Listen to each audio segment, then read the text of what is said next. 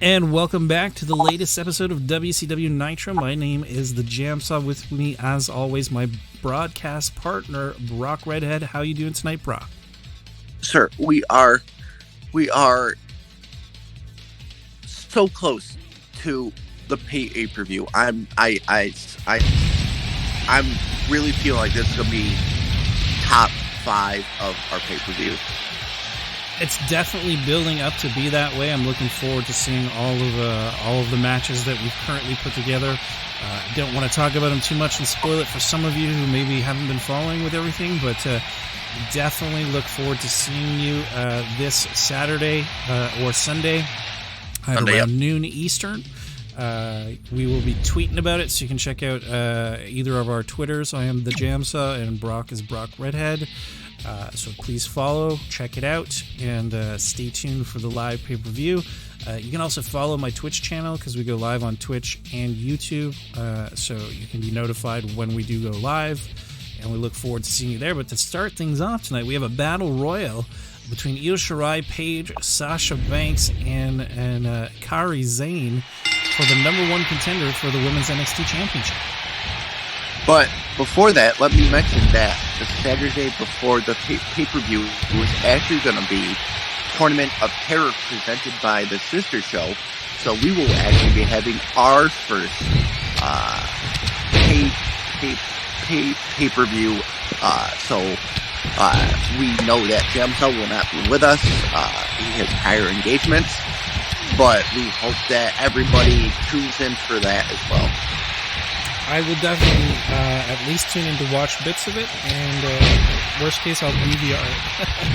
Oh, brother, that's what you got to do.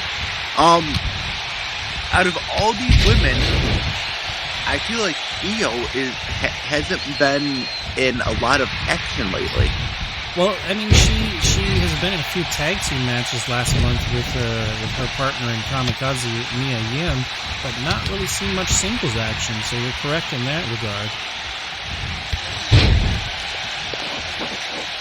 Now getting a full-on opportunity in this match to possibly become the Women's NXT Champion. Whoop! Oh, yeah. Dropping on her back. Sasha showboating. Not real smart on Sasha's part. Oh, no. Oh, watch out, Paige! Oh, you gotta stay away from those ropes. You have to. Yes. Nice Hurricane Rana, bringing Paige down to the mat. Now going for Shirai, a suplex on her. Paige missing that clubbing blow. Whoa! Nice athleticism for Sasha. Nice move by Sasha Banks, but I mean, spending a lot of energy when all you really need to do is get them on the ropes and knock them over. The thing is, the thing to not do is try to clothesline them out, because the minute they pull down the rope, you're going over. Yep. Oh no, Io! Smart move though by Sasha, working with Paige to get Io out, but she's not out yet, not 100%. She fights her way out of it with a few quick kicks. Shirai, perhaps the dark horse to win this match. Oh, now teaming up with Sasha Banks to work on Paige. That's a smart move. Ooh.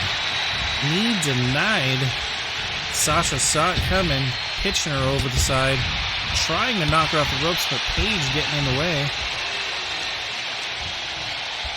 Huge powerbomb by Paige. She should try to toss her opponent. Oh, nope, snake eyes. I don't understand why she didn't try to throw her opponent over the ropes, but... Oh. Ooh! Nice fisherman suplex bringing Sasha down. Io just staying out of the way, but Paige catches her eye. Another large suplex delivered to Io. Sasha backing up, talking to the crowd, trying to get her mojo flowing.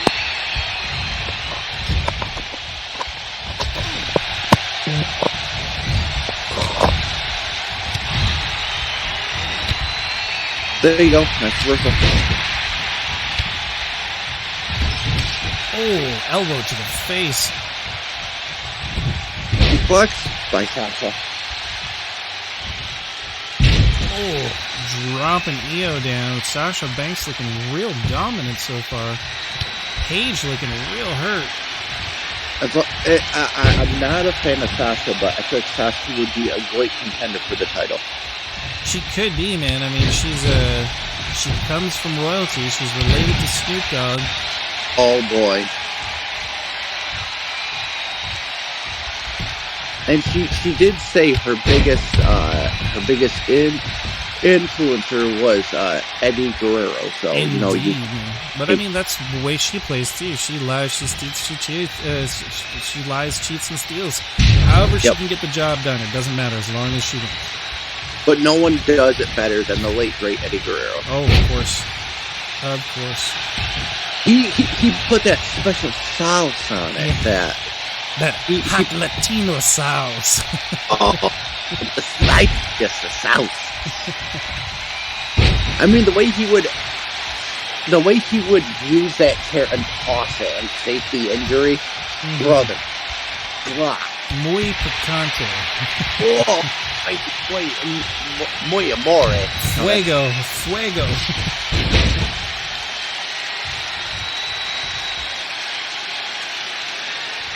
Picking up Paige, but Paige definitely getting out of the way of that maneuver. Going for a Paige turner, looks like. Oh, but Sasha breaking out of that. Oh, nice. Nice maneuver on Sasha. If she can just pick her up and toss her over, I think right now Sasha's the biggest threat. Reversing that one. Oh, but Io kicks up like nothing. Paige and Io taking it to Sasha. They both see her as the biggest threat, I suppose. Sasha and Paige are the two biggest threats right now. Oh, double teaming Paige, though. That's not the first time that's happened. Hey-o. Hi-yo.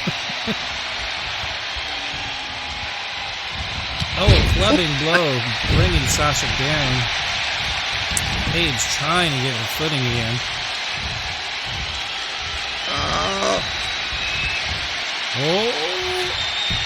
Oh, nice. And Sasha able to acrobatically take Io Shirai out.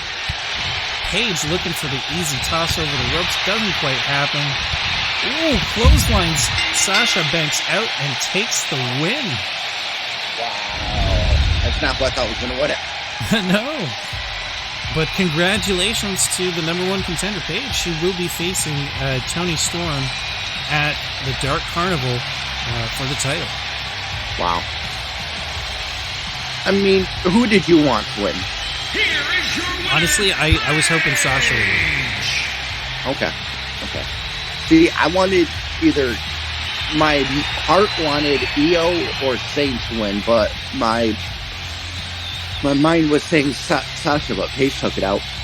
Well, the only reason I wanted Sasha to possibly win it was because Bayley holds some titles already on your team, and I thought it'd be interesting if Sasha also might have been holding a belt on the same night. Yes, that's right. Bayley took home the women's mid-card championship a couple weeks ago. Yeah, and she's tag team champion. Yep. Up next, we have Jon Moxley coming out to maybe challenge somebody or just talk to the crowd. We'll have to wait and see what he has to say and what's on his mind.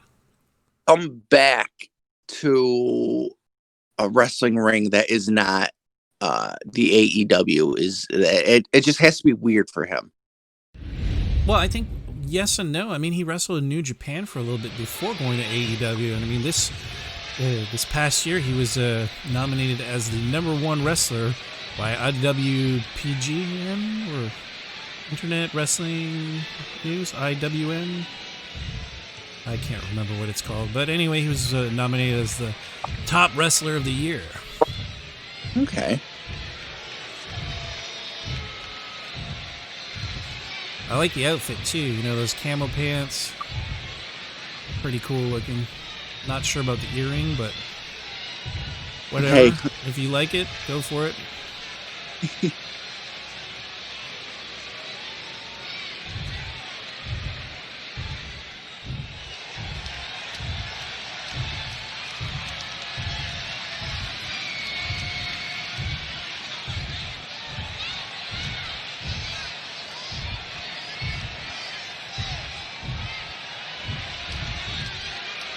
mean, it is your time, though. Like we have to understand, Moxley is not Dean Ambrose.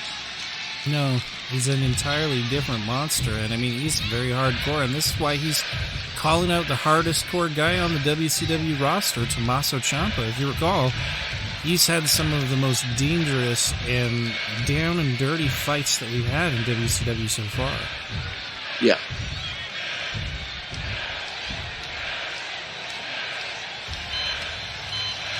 But Tomasso Ciampa also not one to back down from a challenge, coming out to speak his mind and get in the face of Mox. I mean, we can never forget, like, the first month of WCW, Tomasso did that best of 5 series. Best of 7, I think. Yeah. With, oh God, it was that long ago. It was, oh boy. Ricochet. It was Ricochet. Yeah. Yep. Who recently was released from WCW, so who knows? You may end up seeing Ricochet on ECW's Bloodbath. Yes. You could quite see it. It hasn't been revealed yet who the new draftee is, and it just might be Ricochet.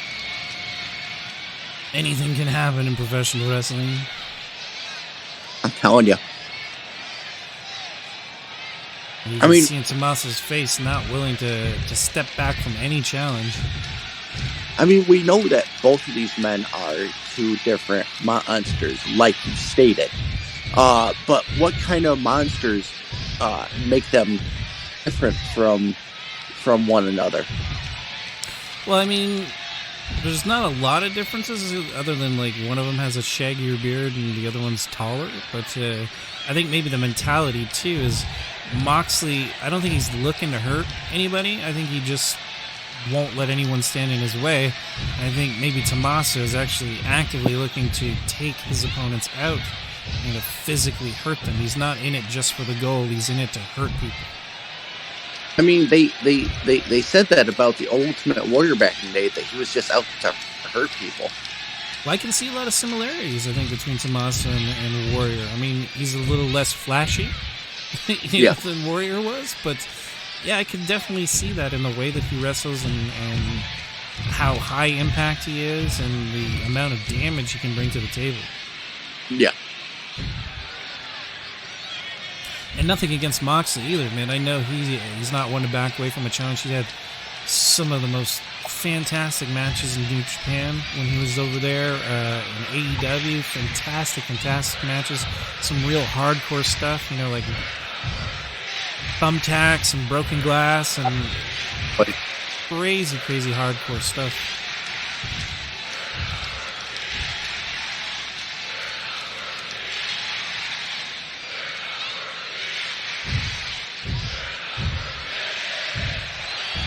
Oh, that is true.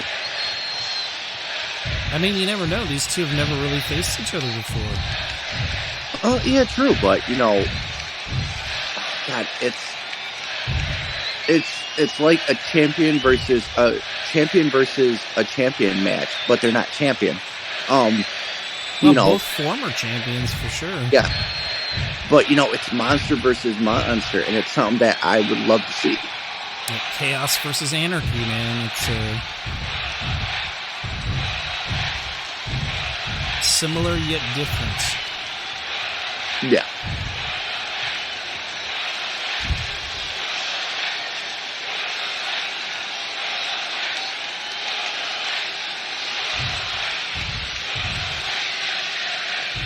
Yep, see, he wants it. Definitely more of a street fight. Like I said, very hardcore people.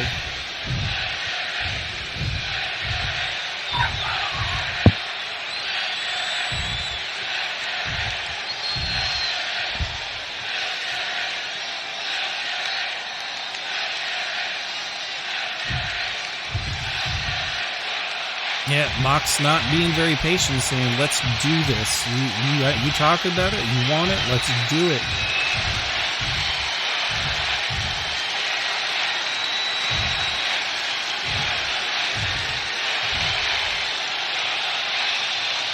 Will he accept the challenge?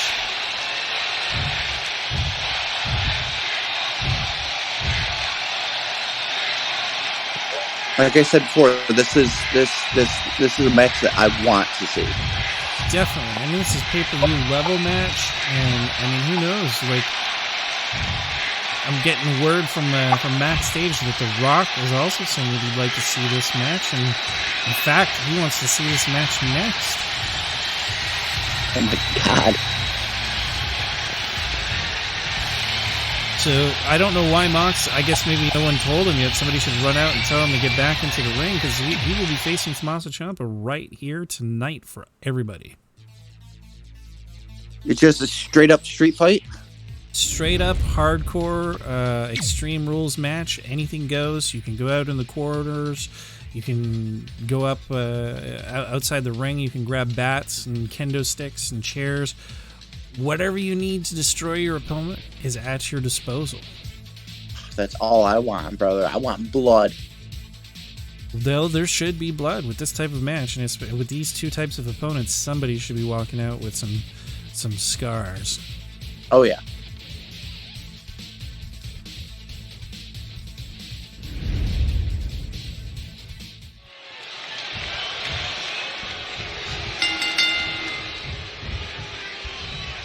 Nice little lockup up front, but Tomasso coming out with the advantage. Yeah, see, I don't know what I don't know who to root for in this match. Well, I mean, like I'm rooting for Mox just because, like, I love seeing what he's been able to do since leaving the WWE, and I'd love to see him develop further as a character. And to be honest, Tomasso is just such the heel. He's the epitome of a heel. And although Mox can be as well, he's more of the devil may care type of heel, more of the stone cold type of heel. And, Tomasso Ciampa is more like the Gene Snitsky type of heel. Oh, Snitsky.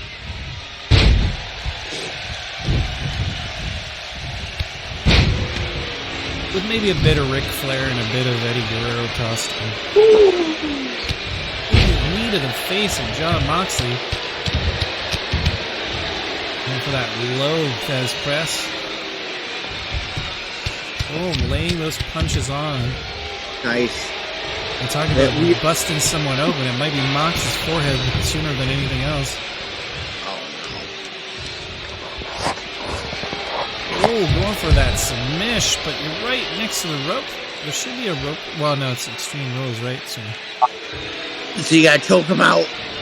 I feel like that is the way to beat John Moxley, is to choke. You have to choke him out. Yeah, that would be because he won't give up. He just will keep on coming. You got to put him out cold. Yeah. Boom, right on the face. Tomasso Ciampa eating Matt. Maybe he needs some good old JR's barbecue sauce on that to give it a little flavor. I mean, like I said, it's knock out John or choke him out. Because if you remember, when he debuted in the AEW, he DDT'd Omega through the glass table backstage. That's true. I do remember that match. That was a fantastic match, actually. Yes. So I feel like nobody has been that maniacal in the WWE like the Undertaker did the mind games. Kane did, the physical abuse. Yeah, an Inferno match. Yeah. Moxley's just a different type of beast. Boom! And busting open Ciampa. So as we called it, there will be blood. Although I was expecting Mox to be the first one to bleed. Right. Oh, he's calling it. Paradox shift. Dropping Ciampa on his head. Going for that cover. And Ciampa just had no idea what was going on. I mean, having been busted open, then dropped right on that forehead. Good night, Ciampa. John Moxley is our victor. I mean, we expected it, but I expected it to be a lot more of a gory type of match. Well, this is maybe just the very beginning of a feud. I don't think Tomasso Ciampa is very happy about the results. Oh, no.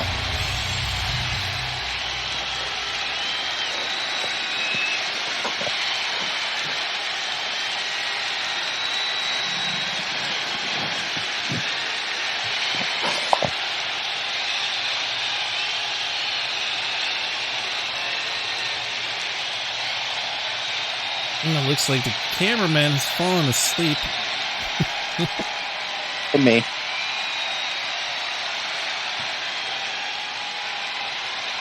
Pardon the technical difficulties. There we go. Things are back on track.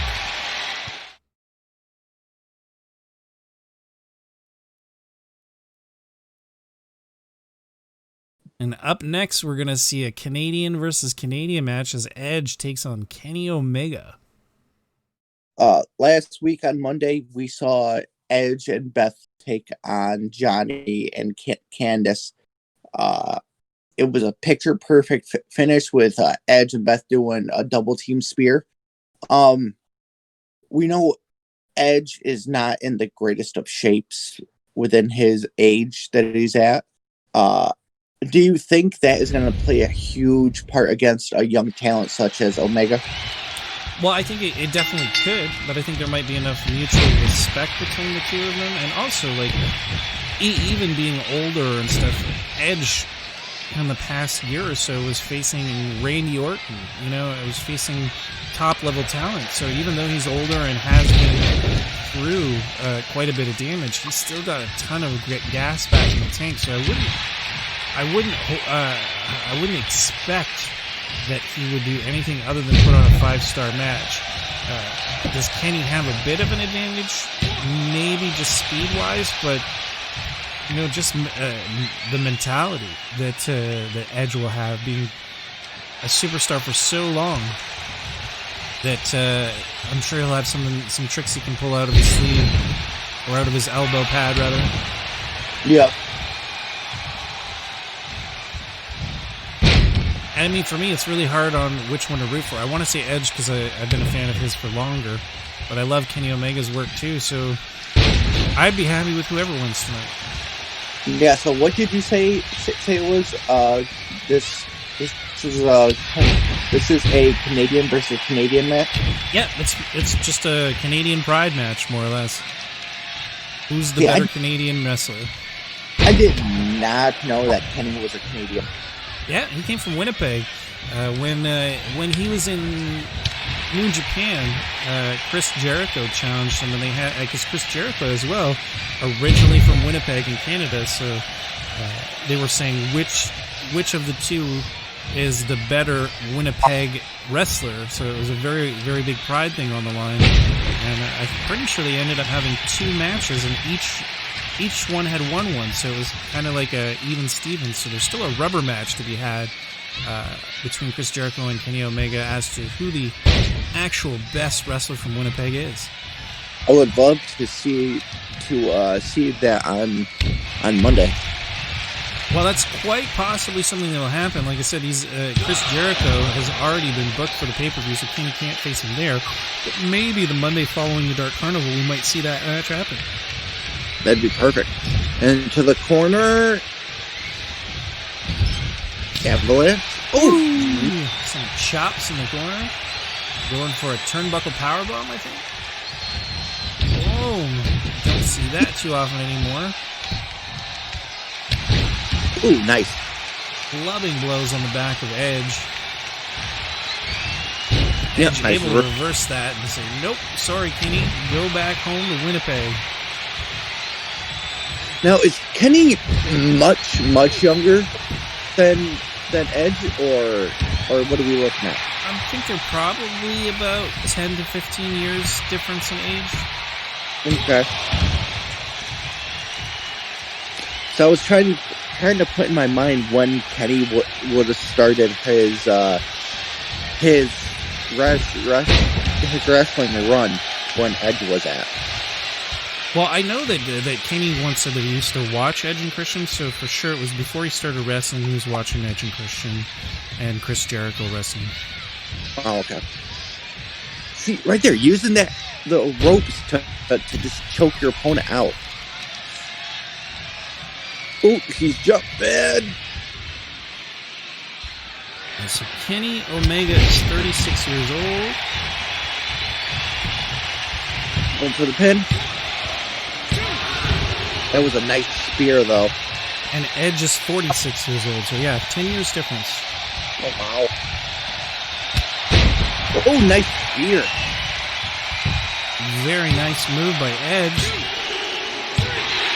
Taking Kenny out without even really giving him a finisher. I did not see a spear. Maybe it happened while I was looking at the ages. He did the spear off of the top rope. Did he? Did right after you. Damn, I wish they showed that in the replay. Uh-oh. There you go. A sign of respect between Canadians, the way it should be. I'm sure Kenny's like, sorry, bud, sorry. Sorry, bud. Oh. Kenny smartly leaves the ring to let Edge celebrate his victory. Yeah, and definitely setting up a potential rivalry for the future as well. If we could keep this Canadian versus Canadian rivalry going strong. So okay. Yeah, okay, boy. Now we're going to see the former number one contenders for the women's tag team champions against the latest and greatest team that we've come up with. Mickie James and Sasha are going to face the UK for the opportunity to go to the pay-per-view and challenge for the titles. Oh, wow. I'm a huge fan of Mickie. I loved when she first came on and did her thing with Trish. I mean, when I was younger, Mickie James was white with goals, let me tell you. Yeah. But she's in my top 5 too. So. But you know, her entire career up until now, she's going to be a Hall of Famer.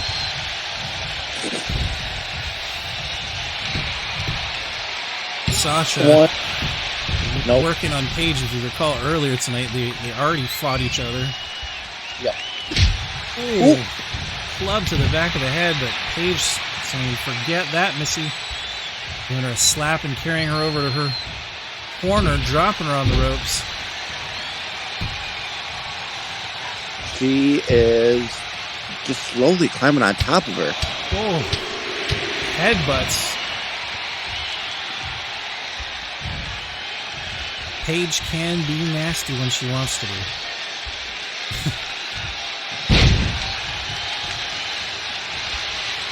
Dropping Sasha on her bank. Sasha getting out of the way of that one, though. Yeah. Oh, going for that submission. But Paige able to fight out of it. Looked like she was going to go for a pin with bridge, but did not follow through, as we know. No one on Monday nights follows through with a bridge.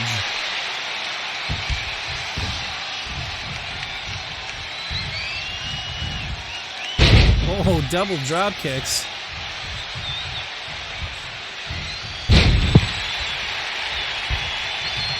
Sasha doesn't know what end of the ring she needs to be crawling towards.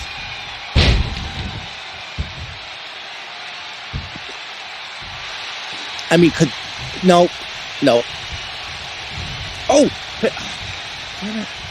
Why don't you go for that? You got to go for that bridge. Nice. Boom. Dropping the knees to her face. Huge kick. Knee to face.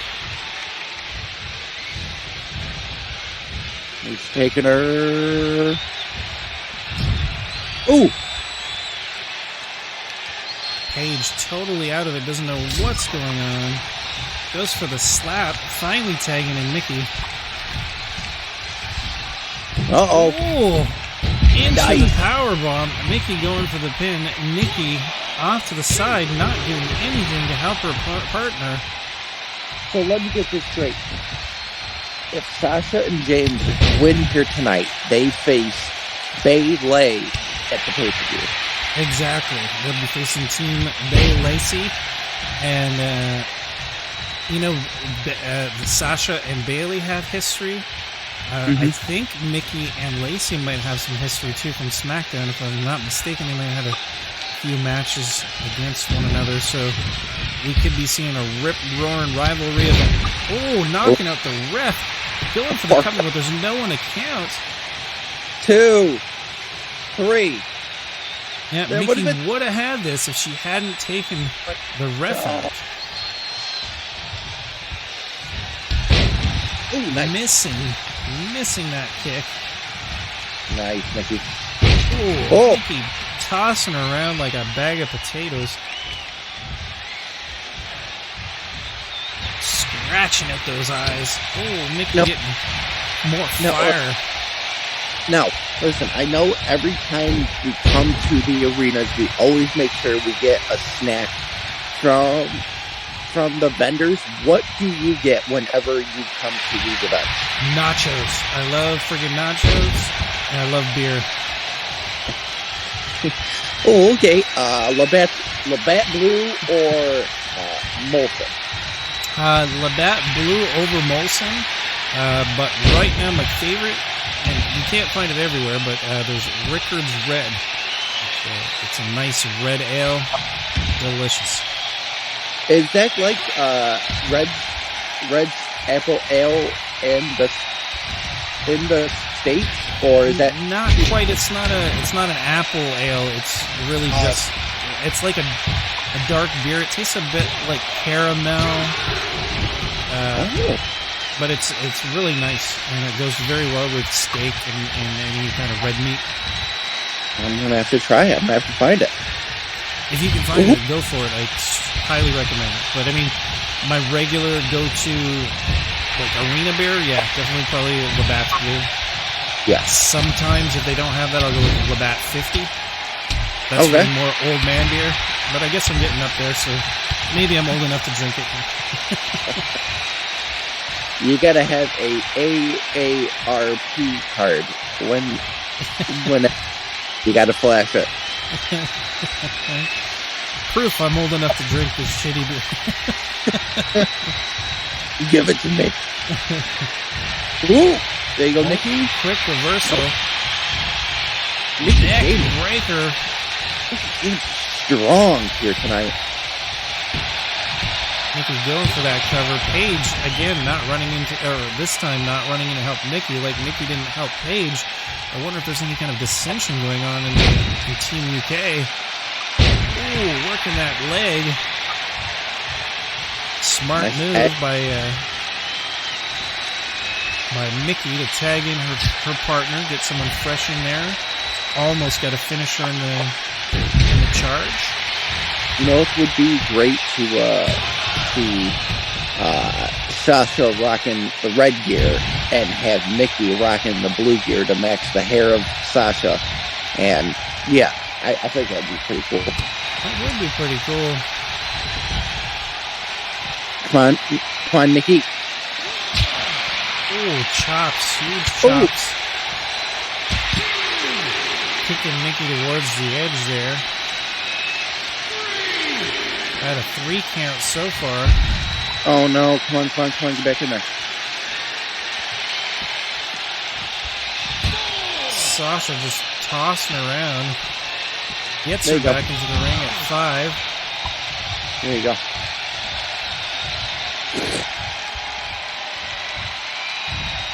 Whoop! Boom. Dropping Mickie on her back. Mickie going crawling to Paige, but Sasha's stopping that from happening. Boom. Yep. Bulldog.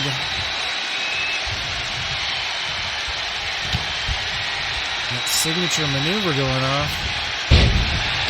Nice. Going for that cover. Will Paige come in and try to break it up? No need. Mickie does it all on her own. Oh, Sasha fortunate enough to get that move off before Mickie got hers off. Now going for a huge knee to the face. Now I'm going to go for a submission maneuver. Oh, maybe not. Oh! Bringing James back in and maybe give her a Mick kick and put this to bed. Oh, yeah, that's might be it.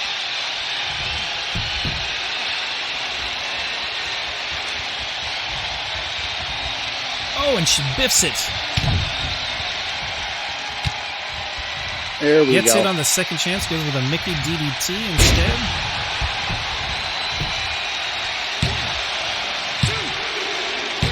And Paige just not quick enough to break up that pin. Mickie James and Sasha Banks will be facing Bay Lacey in the opening bout of Dark Carnival. I mean, what are you seeing from that match? Well, I see a huge potential for Mickie James and Sasha Banks to take home the gold this Sunday and finally let WCW hold those illustrious women's tag team championships for a while. Wow, they've held those titles for a while. Yeah, I think Team Bay Lacey are the inaugural champions.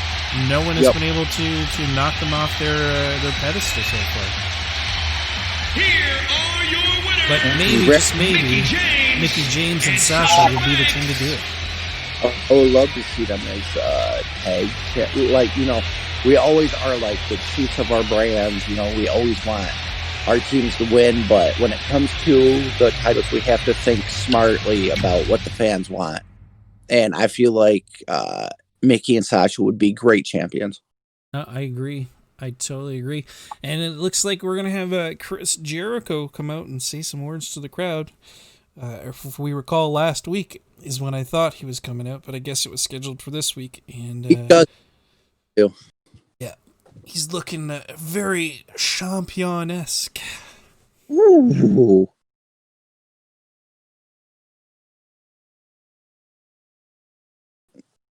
See, in my opinion, no one else is worthy of calling themselves a late champion. That is true. I mean, in multiple promotions, he's held the top belt. You know, WCW, ECW, AEW, even in New Japan, he held the world title in New Japan for a while. And the North American Championship in New Japan. So he's definitely... I'm not going to quote all of his escalades, but he's held many world, intercontinental, and U.S. championships through multiple promotions. Yes, and he's been tag champion God knows how many times. Yep, definitely.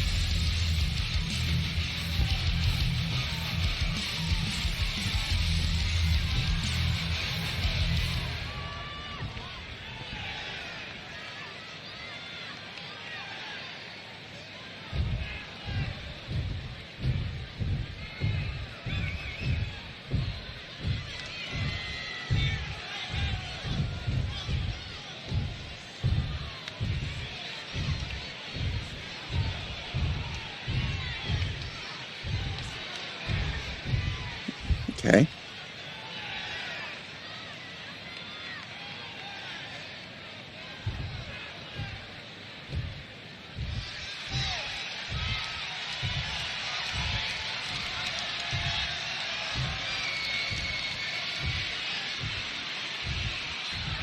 Can you imagine if you squeeze the lemon and then it just exploded in your hand?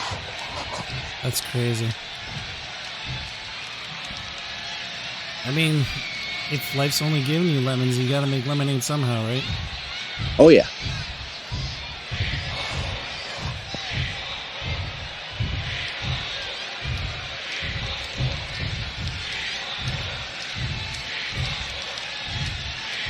Well, I mean, so far you haven't let anybody stop you from doing anything. That's what's made you the most dominant superstar in all of sports entertainment and wrestling.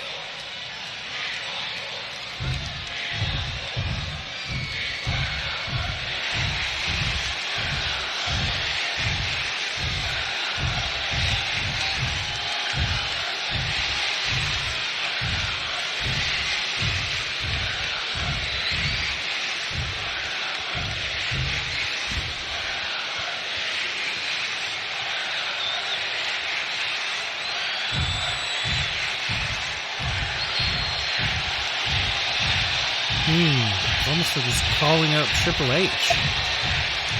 Ooh, I would love to see Triple H just take on both. But hey, we're not WWE. Well, you know, man, There's always the Legends clause.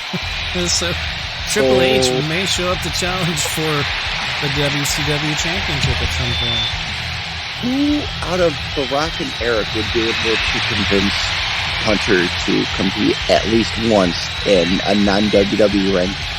Probably more The Rock than Bischoff. I'm pretty sure, given the history of DX versus WCW back in the day, that there's probably a little bit more love to The Rock, who he shared some of his best moments with, than Eric Bischoff, and also Chris Jericho as well, because they worked a lot together as well in the WWE.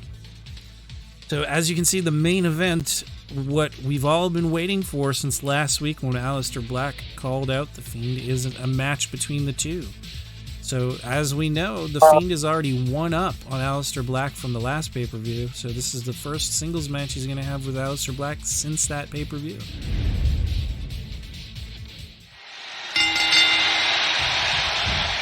We're going straight to it. There you go. And this is a TLC match, by the way. Okay, perfect.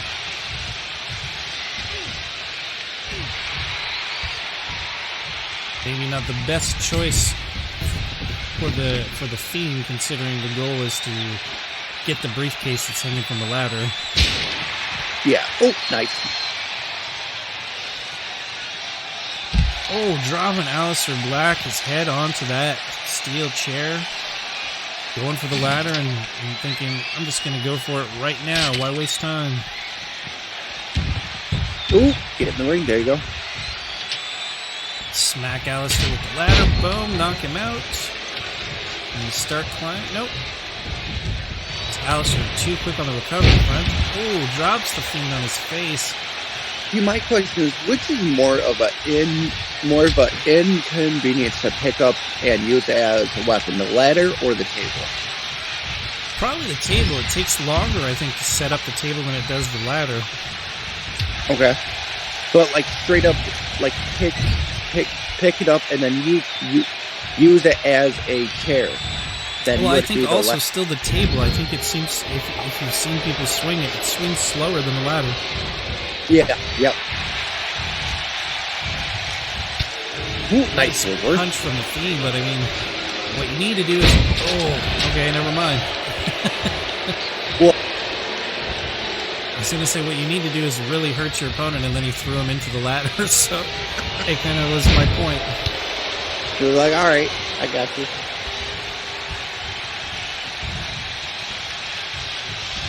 Oh, knee to the face of the Fiend. Fiend fighting back. Trying to toss Black out. Boom! Big slam. Jesus, the Fiend no-selling like crazy. I mean, yeah, Alestair Black no-selling like crazy. This is a match that it's getting down right to the boiling point of something's got to happen. Something's got to give. Something's got to give. Let the blood. Let the Black hit the floor. Let the Black hit the floor. Let the Fiend climb the ladder. Now what he should do is an avalanche suplex or an avalanche backdrop into the ladder. That would make for an interesting move. And we might just see that right now.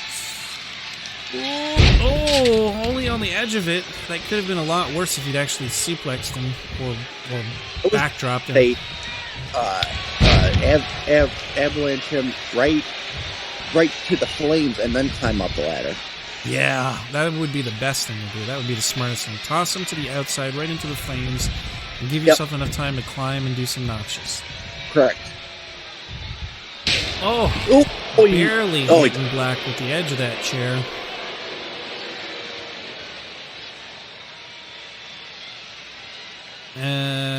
Not sure why he's not continuing the onslaught with that chair. I think he's talking to him. Oh! He's like, be prepared. Be prepared for this other chair shot that you're about to receive. I mean, you gotta attack the legs. biffing that move. Ooh. Nice. Nice comeback. Nice. Black getting his comeback off without a hitch. It looks like he was gonna maybe call for something, but I mean, I'm just glad that he signed with the WCW, because when he was on NXT, he was the man. He was the fucking man. And then they ruined him on WWE. oh yeah. So once again, I'm just glad that it seems like I am a broken record with this, but everybody who has signed with the WCW here has really taken control of their character and made it better than WWE did. I totally 100% agree, and we thank you for those remarks as well. We think the same thing with ECW. A lot of the superstars there are very underutilized or poorly utilized by the WWE, finally getting an opportunity to shine in these new revival promotions. Except for Luke. Fiend only able to get 2. He should let go and start fighting back. Ooh, But instead, yeah, I think he can somehow get one more notch off. He wants that so bad. Ooh, nice. Come on, Black. Come on, grab it. No, come on. Alestair, I guess not sure how this works. Get at least one. Come on. Oh, yeah, got one. Oh, the Fiend moving that ladder, slamming Alestair onto it. Calling for a finisher. Time to meet the sister. Nope. Mandible claw on the ladder, so the face and back getting stretched. Wow. Phasing through the ladder. That was so uncomfortable. Come on. No. Jesus Christ. No. The Fiend not quite sure how to place a ladder anymore. Oh, my God. Oh, gets clubbed by Alestair. Black dropping the foot on the guts of the Fiend. Going for another weapon. Another tear? Yep. Oh, what's happening? The lights are out, and the Fiend appearing right behind Black. The blackness was just enough of a distraction, but it didn't phase Black. No, it did not. It's like he was expecting it, able to get out of that maneuver, and ooh. But the Fiend too knows what's going on. Seems to be reading some of Black's movements, but not enough. Rolls to the outside. Black pulling him back in. Not sure that was the smartest maneuver.